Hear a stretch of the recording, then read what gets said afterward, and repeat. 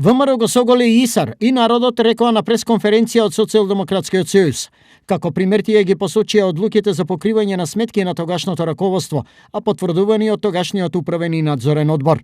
На поранешниот директор на јавното предпријатие ИСАР, Ангел Бојаджиев, по правилник му биле одобрени 4000 денари месечно за телефонски сметки, но тој месечно успевал да телефонира и да прави сметки од над 20.000 денари. Оваа негова злоупотреба глатко си помилувала и наследниците на управниот и на надзорниот одбор на јавното предпријатие.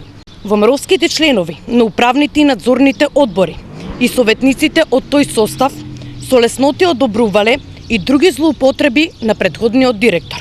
Например, тој трошал народни пари за неодобрени патувања.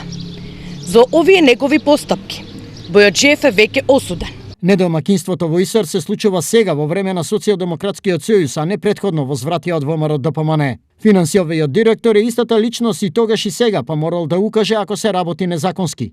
Со самиот факт дека моменталното раководство беа дел од тимот на претходниот директор, дали тие се и соучесници во ова што го изнесуваат. Знаеме дека се во паника и почнуваат сами да се разоткриваат, па поради тоа што хотелските сместувања и репрезентациите се провлекуваат и низ фактурите на актуелниот директор, се замајува јавноста со вакви изјави. Затоа, доколку сите овие тврдења се точни, тогаш треба да има неселективна одговорност од сите кои ја злоупотребиле функцијата за личен бенефит. За крај, додека имате време, одговорот барајте го кај вас и кај тие што ги прозивате.